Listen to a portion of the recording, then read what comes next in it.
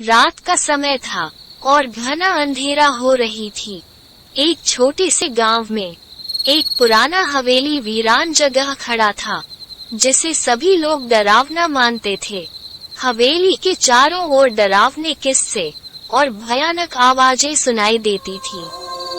गांव के लोग हवेली से दूर रहते थे और वे अपने बच्चों को सबसे बड़े खतरे से बचाने की कविता सुनाते थे। एक रोज एक आर्यन नाम का युवक गांव में आया। वो डर के बवंडर में खुदाई करने का फैसला किया। आर्यन ने एक कंबल में खुरपी और एक पुराना लाइट लिया और वो हवेली की ओर बढ़ा।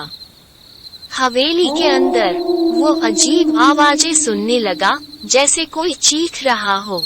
वो धीरे धीरे आवाज की ओर बढ़ता गया और देखा कि एक पुरानी टेबल पर एक पुरानी किताब खुली हुई थी।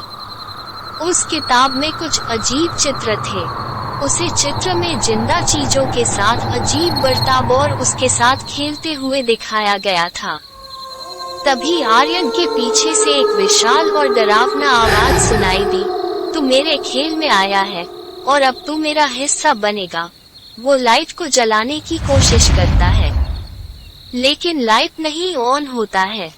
डर के मारे आर्यन ने अपनी आंखें बंद की और मान लिया कि वो भूल गया था कि वो आवाजें जो सुन रहा था, वो उसकी अपनी अंदर की आवाजें थी। उसने अपनी मन की ओर देखा और वो उसका खिलवाड़ बन गया। वही आर्यन के डर का सच्चा स्रोत था, उसकी अंदर की इच्छा। इसी तरह की कहानी सुनना चाहते हैं तो हमें जरूर फॉलो और सब्सक्राइब करना ना भूलें।